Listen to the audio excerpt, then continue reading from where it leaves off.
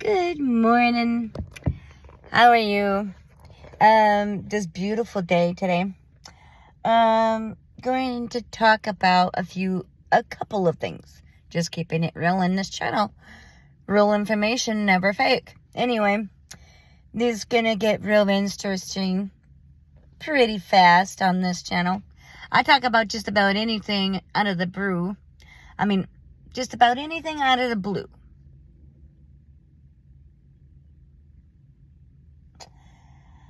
All right. Well, I got one for you. It's called B1 deficiency. If you're B1 deficiency and you have let's say, I know I have been, or probably still am, but if you have a gallbladder and your gallbladder is acting up, it's probably because you're B1 deficiency. Dr. Berg has a video on vitamin B1. You should go check it out. Anyway, it pretty much sums it up in the same sense that B12 deficiency does. If you're B1 deficiency, you're going to have a lot of nerve and pain, a whole line of stuff, but you're gonna still feel that feet and nerve pain. All right, let's see here. So that's another one that I want you to check out. Do some research. There's a number of different ways you can figure out if you're deficient or not.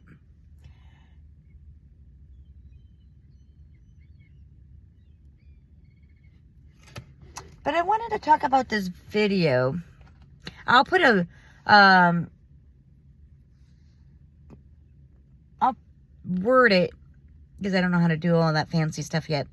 I'll word it in the description below. So you might want to go check it out. But there's this thing that I've watched called the germ theory. And it's so crazy nowadays. And the other thing that I wanted to talk about is vaccines. If you haven't done it yet, don't do it. It's crazy, stupid. You would be stupid to do it because they put so much crap into that. They don't have enough studies out there to prove that it's safe for humans. Okay. They only have mice studies, and that's it. Mice studies. But this germ theory I wanted to talk about has a lot of sorry about moving the camera so much.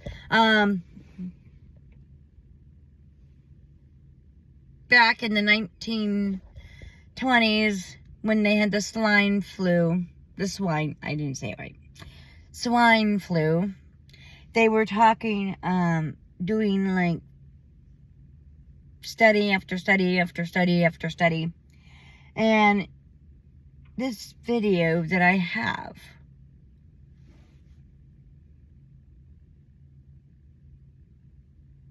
everyone needs to watch this video. I typed it in and it just popped right up. The end of germ theory. So pretty much type in end of germ theory and it'll come up.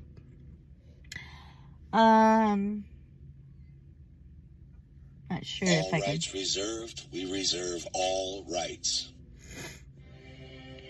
The end of germ theory. The nearly 460-year-old idea that germs, and more recently theoretical viruses, cause illness, disease, and death is known as the germ theory of disease. The reason it cannot be called germ fact to this day is because there are two very simple ways to prove it. Both have been done, and not only could they not prove it, but both disproved it. This is not to say that there are not other bioelectric mechanisms, bioresonant communication, and shared mental, pharmaceutical, and environmental factors that do make it seem that certain people do get the same detox symptoms we call detox symptoms. Detox symptoms. Do you know what detoxing is? Your body is detoxing all these chemicals. Detoxing. You're detoxing the bad chemicals out. You're not sick. You don't get colds. You don't have allergies. You're just detoxing. Keeping it real on this channel, man. Or cellular dis-ease after being around each other, which we will cover at the end of this film. But as you will see, it is neither germs nor theoretical virus particles that are the cause of such phenomenon. The first very simple way to prove germ contagion theory is to expose hundreds of healthy people in every way possible to the breath and body fluids of sick people and see if those healthy people get sick from the exposure, which was done during the 1918 alleged Spanish flu pandemic by Dr. Milton J. Rosenau, along with the U.S. Navy and U.S. Public Health Service. The volunteers were all of the most susceptible age, mostly between 18 and 25 years old, only a few of them around 30 years old, and all were in good physical condition. None of these volunteers, 100 in all, had influenza. They proceeded rather cautiously at first by administering what they claimed was a pure culture of bacillus of influenza, meaning bacteria found in the boogers and lung fluid of people with Spanish flu symptoms, called Pfeiffer's bacillus, in a rather moderate. And then the same phlegm and mucus was injected into the skin of a third volunteer. In each, all rights reserved, people, and transferred this mixture into their healthy volunteers. The snot was... Now, they've done studies after studies after studies after studies. This is the most disgusting thing that I've ever heard in my whole life. But they did study after study after study where they were giving these people face to face, making them sneeze, cough, whatever, face to face. None of these people have gotten sick. None of these people got the swine flu. None of them got sick. None of them. And they were having them cough, sneeze, breathe. They did the study like 7 times in a row. None of them got sick. Now, they were giving them vaccines and making them, they were giving them people that were sick vaccines. They were detoxing all the crappy vaccines out.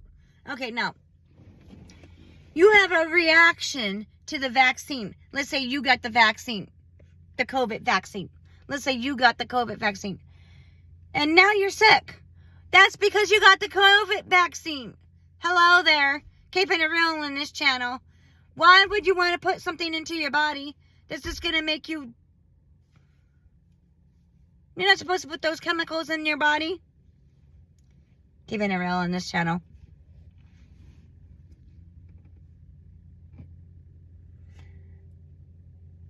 From the sick nostrils into a tray, bronchial mucus was obtained by coughing up the lung phlegm.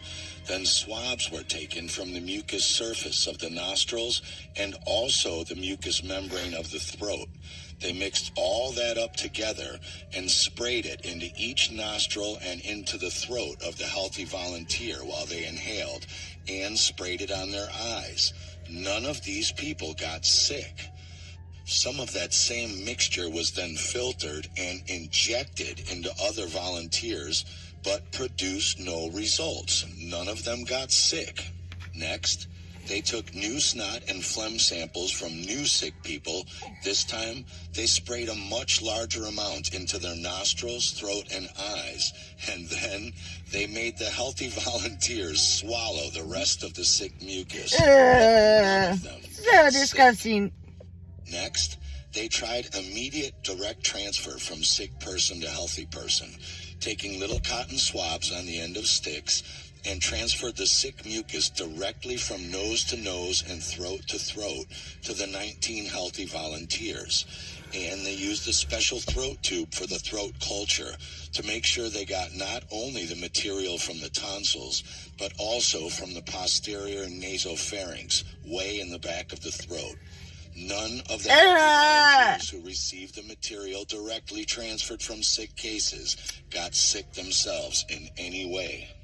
And this procedure was done to all 19 volunteers at least twice, and some of them 3 times, but none of them got sick.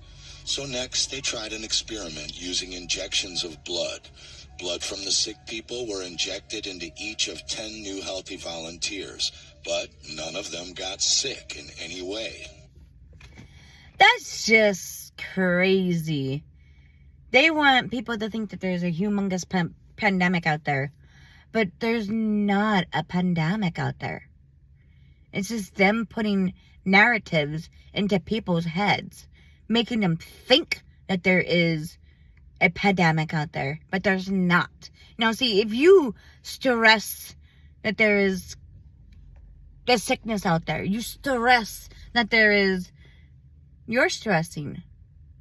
So you're adding to it because you're stressing.